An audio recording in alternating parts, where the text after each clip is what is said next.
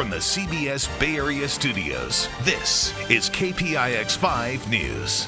Welcome back to KPIX 5 this morning. Time now is 6:29. I'm Melissa Kane. Good morning. I'm Devin Fehely. BART track repair work is forcing Caltrans to close 2 lanes on eastbound Highway 24 between Orinda and Walnut Creek. BART is replacing almost a mile of track near the Lafayette station, but the only way to do that is to set up a massive 265-ton crane on Highway 24. Now, not surprisingly, that has backed up traffic for almost 3 miles yesterday. BART passengers are being transported by bus between the Walnut Creek and Orinda stations. All lanes on Highway 24 are expected to reopen in time for tomorrow morning's commute. Well, heads up for BART riders. Starting tomorrow, the Embarcadero station in San Francisco will switch to Clipper cards only. The Powell Street station, also in San Francisco, will phase out paper tickets on September 3rd, and the downtown Berkeley station on September 24th. Now, passengers won't be able to buy paper tickets at those stations, but they can still use them to enter or exit the fare gates. The agency's goal is to transition to Clipper cards only by 2020. Taking a live look now at the Golden Gate Bridge. It's been just over a year since work began on a critical new safety feature. Work on the new steel suicide prevention netting is expected to be done in 2021. The hope is that people in crisis will no longer look to the bridge as a way out. Nearly 1,700 people have jumped to their deaths since it opened in 1937. And as that work continues, there's a push for Congress to designate a 3-digit number for National Suicide Prevention Hotline. The FCC is recommending the number 988 because it's shorter and easier to remember than the current 10-digit number.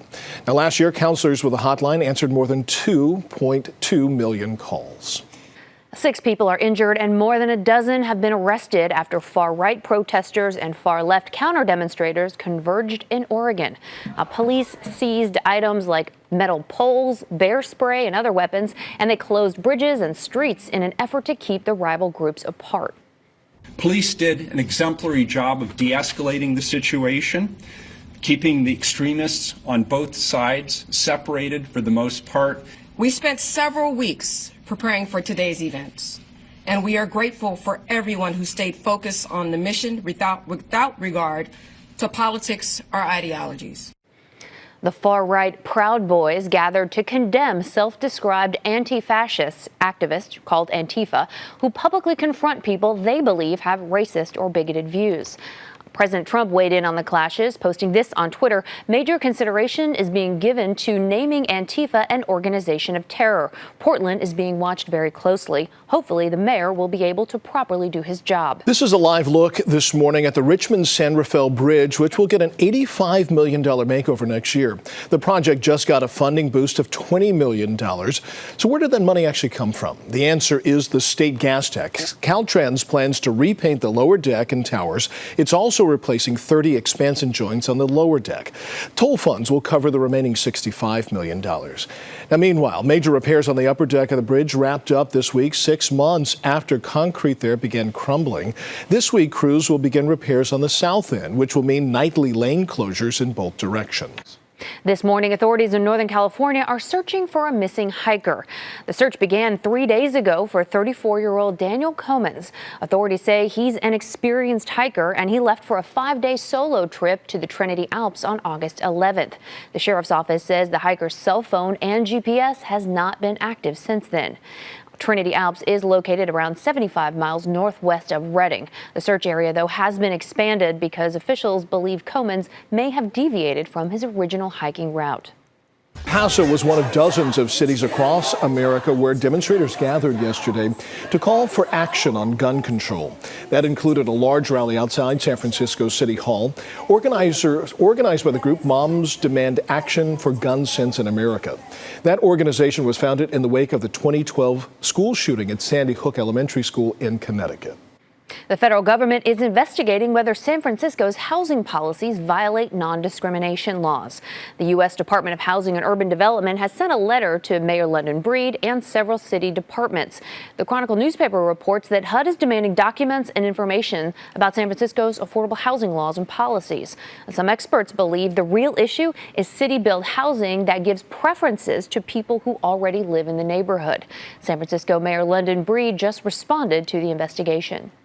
Well, we're definitely taking it seriously because we know that we need to do better with housing production in our city. And so we're going to look at it and try and figure out how to comply. A HUD spokesman said the agency is not commenting on the investigation, and it has requested copies of San Francisco city laws, permit applications, and any housing-related studies over the past 10 years. Pleasant Hill police and federal investigators are trying to track down someone posing as a mail carrier. Investigators say he looks like your everyday mailman with his uniform and mail bag, but security camera footage shows him stealing a package right in front of someone's door Thursday morning. The homeowner believes that the man was driving a black sedan. I'm saddened that that's where we're at, that it doesn't feel like a safe neighborhood as much when you know there could be somebody on your porch. I think that people with kids feel really uneasy about it. That woman lives about 3 blocks away from the package theft and says she saw the same man trying to break into a car about 15 minutes earlier. Pleasant Hill police want to hear from any other potential victims in this case.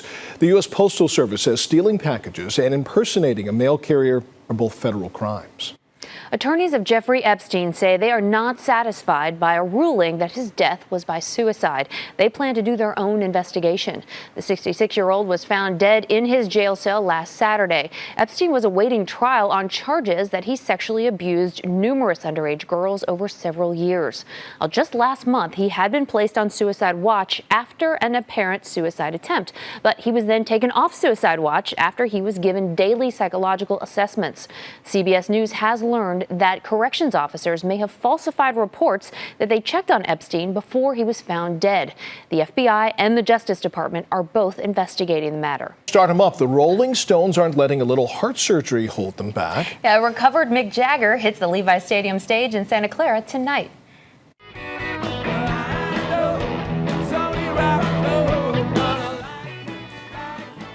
Now, that Stones concert was supposed to happen in May, but Jagger had to get a heart valve patched up. And now they're ready to give fans in Santa Clara, ready? Satisfaction.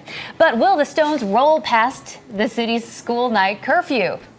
See what I did there? Santa Clara regulations call for concerts to end at the stadium at 10 p.m. on Sundays. And this show starts at 7:30 tonight, just 2.5 hours before the cutoff time.